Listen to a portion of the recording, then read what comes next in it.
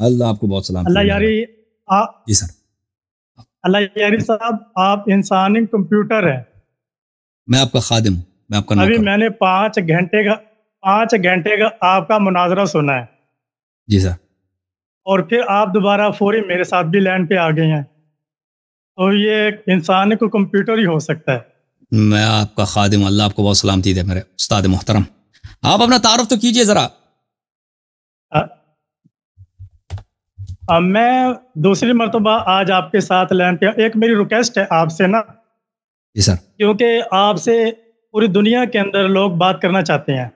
جی سر. آپ جس کے ساتھ مناظرہ کریں نا، آپ سے میری ایک ریکویسٹ ہے، شاید اس وقت اور بھائی بھی سنتے ہوں، آپ نا 1 گھنٹے کا مناظرہ کیا کریں. کافی لوگوں کی دلی خواہش ہوتی ہے آپ سے بات کرنے کے لیے. 1 گھنٹہ مناظرہ اگر ہو جائے تو لوگ فیصلہ کر سکتے ہیں کہ حق پہ کون ہے اور باطل پہ کون ہے. تو کیونکہ اب کئی ایسے میرے دوست ہوں گے جو اس وقت نشست چھوڑ کے آرام کرنے کے لیے چلے جاؤں گے. میں نے بھی 2 مرتبہ اس بات کو سوچا کہ میں بھی نشست چھوڑ کے آرام کروں. تو میری تو آئندہ ریکویسٹ یہ ہے کہ آپ کسی مفتی اور عالم دین کے ساتھ اگر آپ مناظرہ کسی موضوع پہ بھی کرنا چاہیں تو آپ جو 1 گھنٹے کا ٹائم مناظرہ کر رکھیں. یہ آپ سے میری ریکویسٹ ہے. انشاءاللہ میں تھوڑا سا آپ اپنا تعارف تو کریں. دوستوں کو بھی خلیل موقع صاحب ملے. کہاں سے آپ؟ میں سرگودا سے ہوں. جی سر. میں سرگودا سے ہوں، پنجاب پاکستان سے. جی سر. رانا منیر احمد. پہلے بھی میری ایک آپ سے مرتبہ بات ہوئی تھی. اچھا. تو اس میں تھوڑی سی طلب کلامی زیادہ ہو گئی تھی، جس لیے آپ نے مجھے وہ لائن پہ کر دیا تھا اور میں بھی تھوڑا سا جذبات میں آ گیا تھا. ایک تو آپ سے یہ میری ریکویسٹ ہوگی، جو ہمارے شیخین ہیں، جو ہمارے بڑے ہیں، جن کا ہم ادب احترام کرتے ہیں، تھوڑا سا آپ بھی ان کا نا جی ادب احترام سے اگر بات کریں گے تو بات تلخی والی طرف نہیں جائے گی. انشاءاللہ. میں نے نا جی کچھ سوال کرنے ہیں آپ سے. آپ سن رہے ہیں نا جی؟ اللہ یار. جی سر. جی سر. جی سر. جی سر سن رہا ہوں.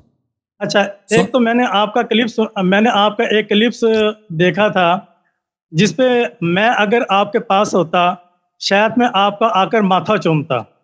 ایک مرزئی کے ساتھ آپ کا ایک مناظرہ میں نے دیکھا جس پہ آپ نے ان کو لعنت بھی بھیجی اور کافر بھی کہا، مرزا غلام احمد قادیانی کو. میں وہ کلپ سن کے حقیقت بات ہے کہ میں آپ کے پاس ہوتا شاید میں آپ کا ماتھا چومتا. اس بات اللہ آپ کو سلامتی دے کہ آپ نے اپنی محبت کا اظہار کس طریقے سے آپ علیہ الصلوۃ والسلام کے ساتھ کیا صلی اللہ علیہ وسلم. اور ایک میں عرض کرنا چاہتا ہوں کہ ایک میں کتاب کا حوالہ دوں گا، اس کا میں لازمی آپ سے جواب دوں گا، کیونکہ میں نے ابھی بھی آپ کا وہ کلپ سارے سنے ہیں اور کافی مرتبہ میں نے آپ کا نیٹ کور بھی کلپ سنے. آپ اظہار محبت کرتے ہیں آپ علیہ الصلوۃ والسلام کے ساتھ. ایک میں نے کتاب سے حوالہ پڑھا بھی ہے، دیکھا بھی ہے کہ جب امام مہدی جب ان کا ظہور ہوگا اور جب یہ کہا گیا کہ وہ بالکل جسم کے ننگے ہوں گے، ان کے جسم پہ کوئی لباس نہیں ہوگا، آپ علیہ الصلوۃ والسلام کے روضہ مبارک پہ وہ جائیں گے اور ان کے ہاتھ کے اوپر سب سے پہلے جو بیعت کریں گے وہ محمد رسول اللہ صلی اللہ علیہ وآلہ وسلم ہوں گے. اب جس کا یہ عقیدہ ہے، جس نے یہ کتاب لکھی ہے، اس کے متعلق میں آپ سے جواب ضرور لوں گا. اس کے متعلق آپ مجھے ضرور جواب دیں. جی اس کا جواب یہ ہے، آپ سن لیں، میں اس کو فل پیج کرتا ہوں تاکہ سب کو نظر آ جائے، پھر میں آپ کی طرف آتا ہوں. تو یہ ایک غلط ترجمہ ہے، ایک حدیث ہے جو پاکستان میں مشہور ہوا ہے. کسی نے غلط ترجمہ کیا ہے ایک حدیث کا، اور وہ حدیث اس طرح کہ امام زمانہ علیہ السلام جب آئیں گے تو وہ برہنہ ہوں گے، برہنہ بدن ہوں گے. وہ حدیث اردو ترجمے حق الیقین کے اردو ترجمے میں، اردو ترجمہ مترجم سید بشارت حسین صاحب ہیں. اس میں صفحہ نمبر 18 میں حدیث اس طرح ہے.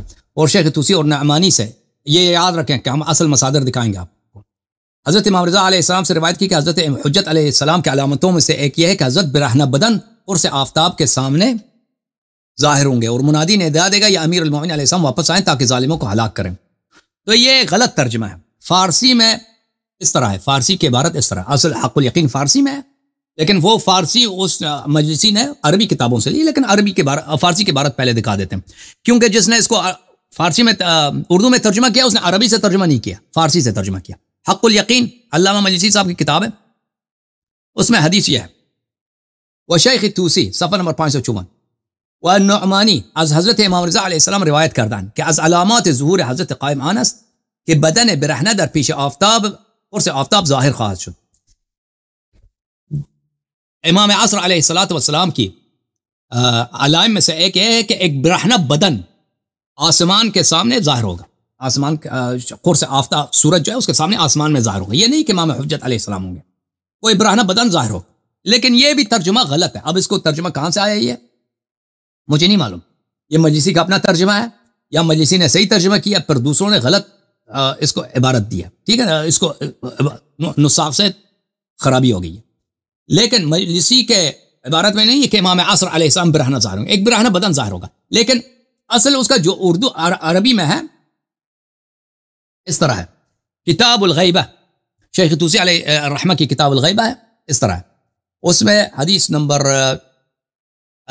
ہے, یہ لمبی حدیث ہے 431. یہ حدیث لمبی ہے, اس میں عبارت یہ والصوت الثالث وفي رواية الحميري والصوت الثالث بدن يرى في قرن الشمس يقول بلی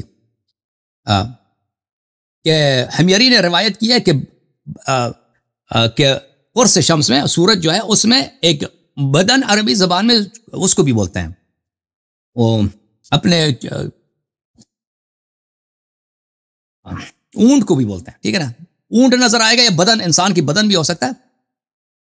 انسان کے بدن کے لیے زیادہ تر بدن استعمال نہیں ہوتا عربی زبان میں. یہ فارسی اردو میں بدن ہوتا ہے انسانی جسم کے لیے, عربی زبان میں جثہ استعمال کیا جاتا ہے. بہرحال سورج میں ایک بدن نظر آئے گا, اونٹ نظر آئے گا یا کسی کا جسم ہوگا, جو بھی ہوگا. لیکن یہ نہیں کہ امام زمان علیہ الصلوۃ والسلام یہ جو ہوں گے. اور یہ اس میں یہ بھی نہیں کہ برہنہ ہوگا, برہنگی کا لفظ بھی نہیں ہے. ایک بدن نظر آئے گا نا, برہنگی کا لفظ نہیں ہے. جو فارسی میں برہنگی کا لفظ بھی ہے, اردو میں تو اس نے بالکل کیا دیا, اس کو نسبت دی امام عصر علیہ السلام سے. ٹھیک ہے. اور کتاب النعمانی میں یہ غیبت نعمانی ہے, اس میں ملاحظہ کریں, یہ صفحہ نمبر 180 ہے, حدیث نمبر 28 ہے. اس میں اس طرح ہے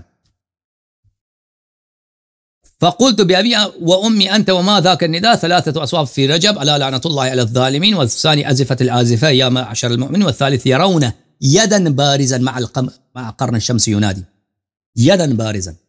نعمانی کیا ہے, جو ایک ہاتھ کھلا ہوا ہاتھ, ایک کھلا ہوا ہاتھ اور بارز یعنی کھینچا ہوا اوپر بلند دست, بلند ہاتھ نظر آئے گا سورج کے قرص کے ساتھ نظر آئے گا. وہ ندا آئے گا الا ان اللہ قد بعث فلانا علی ہلاک الظالمین, اللہ تعالیٰ نے فلانے کو یعنی امام زمانہ علیہ السلام کو ظالمین کے ہلاک کے لیے مبعوث فرمایا. تو حدیث یہ ہے, سمجھ میں آئی نا بات آپ. اچھا, اب یہ ہے کہ اب رسول صلی اللہ علیہ وسلم ان کے ساتھ بیعت کریں گے تو حضرت رسول صلی اللہ علیہ وسلم دنیا میں تشریف لائیں گے. ٹھیک ہے نا, دوبارہ تشریف لائیں گے. وہ بیعت کریں گے, وہ طاعت کی بیعت نہیں ہوگی, وہ نصرت کی بیعت ہوگی, کیونکہ رسول صلی اللہ علیہ وسلم امام عصر علیہ السلام سے افضل ہیں. تو وہ اس طرح نہیں ہے کہ وہ امام عصر علیہ السلام کی بیعت کریں گے. بیعت یعنی کیا بولتے ہیں, وعدے کو بولتے ہیں. میں آپ سے عہد کرتا ہوں, وعدہ کرتا ہوں. یہ تو ڈیپینڈ کرتا ہے نا آپ کس چیز کی بیعت کر رہے ہیں. تو یہ حضرت ہمارا شیعوں کا عقیدہ نہیں ہے کہ حضرت رسول صلی اللہ علیہ وسلم امام زمانہ علیہ السلام کی جو ہے اطاعت کرنے کی بیعت کریں گے. نہیں, ان کی نصرت, ان کی تائید, ان کے لیے دعا کرنے کی یہ بیعت کریں گے. ٹھیک ہے, نہیں اعجاز ہوگا قبر شریف سے ان کے ساتھ بات کریں گے, یا مثلا قبر شریف سے باہر نکلیں گے, جو بھی ہوگا جس طرح بیعت ہوگا ان کے ساتھ بیعت ہوگی حضرت امام مہدی علیہ السلام کے ساتھ. خلیل صاحب سمجھ آئیے باتیں میری, یہ ڈسکنیکٹ ہے میں.